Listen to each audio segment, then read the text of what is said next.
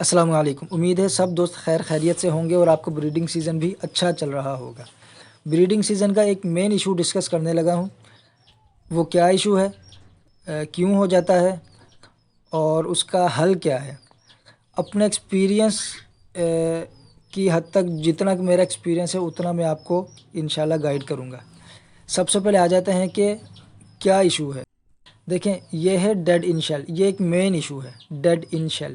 Dead ان shell کا مطلب کیا ہے کہ جو انڈا ہے اس کے اندر ہی جو چوزا ہے وہ رہ گیا، اس سے باہر نہیں نکلا گیا، اور جب اس کے دن پورے ہو گئے تو وہ اسی میں انڈے کے اندر ہی ایکسپائر ہو گیا۔ ڈیڈ ان شیل یعنی کہ انڈے کے اندر چوزے کا ایکسپائر ہو۔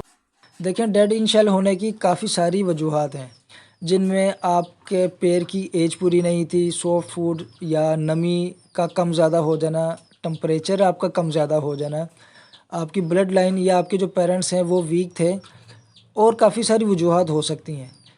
لیکن ایک اور جو مین ایشو آ جاتا ہے کہ آپ کے برڈس کی ایج پوری ہے، آپ نے سافٹ فوڈ بھی ان کو اچھے طریقے سے یعنی کہ پراپر ڈائٹ آپ نے روٹین سے آپ دے رہے ہیں ان کو، ٹھیک ہے، اور نمی، درجہ حرارت، اس کے بعد صفائی، ڈس انفیکشن، سب چیزیں آپ نے پراپر کی ہیں، یہاں تک کہ ایگز بھی فرٹائل ہو گئے۔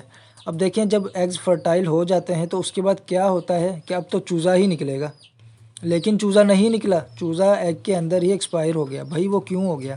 تو یہ ایک مین ایشو ہے کہ ایگ کا فرٹائل ہو جانا۔ یہاں تک سب اوکے ہے، پھر بھی اگر ڈیڈ ان شیل کا ایشو آ رہا ہے، وہ کیوں آ رہا ہے اس کی میں آپ کو وجہ بتاتا ہوں کہ دیکھیں، دو چیزیں ہو سکتی ہیں۔ ایک تو یہ کہ ایک چک آپ کا ہیچ ہوا، ایک چوزا آپ کا انڈے میں سے نکل آیا باہر، وہ جس انڈے سے نکلا ہے نا، اس انڈے کا چھلکا دوسرے انڈے کے اوپر چڑھ گیا اور چپک گیا۔ اب جب کہ ایک انڈے کی ایک دیوار ہے نا، ایک دیوار ہے، اب اس کے اوپر ایک اور جب دیوار بن جائے گی تو اندر کا جو چوزا ہے دوسرے انڈے والا، وہ باہر کیسے نکلے؟ وہ اپنا زور لگائے گا اتنا جتنا کہ قدرتی ہوتا ہے، لیکن وہ اب جب دیواریں دو بن گئی ہیں تو اس کو تو نہیں نا، وہ بیچارہ زور لگاتا رہے گا، اور آخر کار انڈا جب نہیں ٹوٹے گا تو وہ بیچارہ اندر ہی ایکسپائر ہو سکتا ہے، ٹھیک ہے۔ دوسری چیز، جو دوسرا ایشو آپ ویڈیو میں بھی دیکھ رہے ہیں کہ میں نے اس کو کیا کیا ہے، یہ ہوتا ہے کہ ایک چک آپ کا ہیچ ہوا، یا جو پیرنٹس ہیں وہ بھی ان کی جو ویسٹیج ہوتی ہے، جو بٹ کرتے ہیں، وہ انڈے کے اوپر لگ جاتی ہیں، اور انڈا بالکل فرٹائل ہوتا ہے، ٹھیک ہے، اور اس کے ہیچنگ کا ٹائم بھی ہو جاتا ہے، لیکن کیا ہوتا ہے کہ وہ جو بٹھیں ہوتی ہیں ایگ کے اوپر چپک جاتی ہیں، سوکھ جاتی ہیں اور سخت ہو جاتی ہیں۔ جب سوکھ جاتی ہیں تو انڈے کا جو شیل ہے، انڈے کا چھلکا ہے، وہ بھی ظاہر ہے سخت ہو جائے گا۔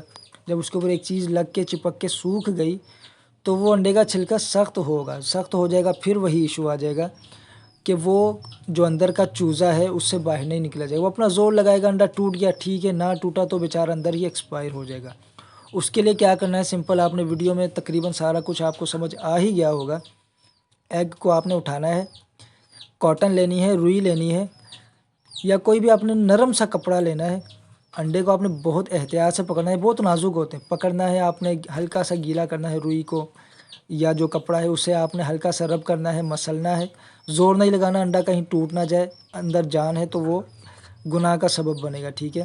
آپ جانتے بوجھتے پنگا لیں گے تو گناہ ملے گا، ٹھیک ہے۔ آپ کو بہت احتیاط کی ضرورت ہے۔ آپ اسے رب کریں، اس کو صاف کریں اور اس کو سکھا کے دوبارہ سے رکھ دیں، کیونکہ باکس کے اندر انڈا ہیٹ میں ہوتا ہے، پھر آپ نکالتے ہیں، گیلا کپڑا مارتے ہیں تو وہ گرم ٹھنڈا اس طرح نہیں کرنا، آپ نے گیلا کر کے صاف کرنا ہے، اس کو سکھانا ہے، اور اس کے بعد واپس باکس میں رکھ دینا ہے۔ انشاءاللہ آپ کو ڈیڈ ان شیل کا ایشو کافی حد تک کم ہو جائے گا، ٹھیک ہے۔ ملتے ہیں انشاءاللہ نیکسٹ ویڈیو میں، تب تک کے لیے اللہ حافظ۔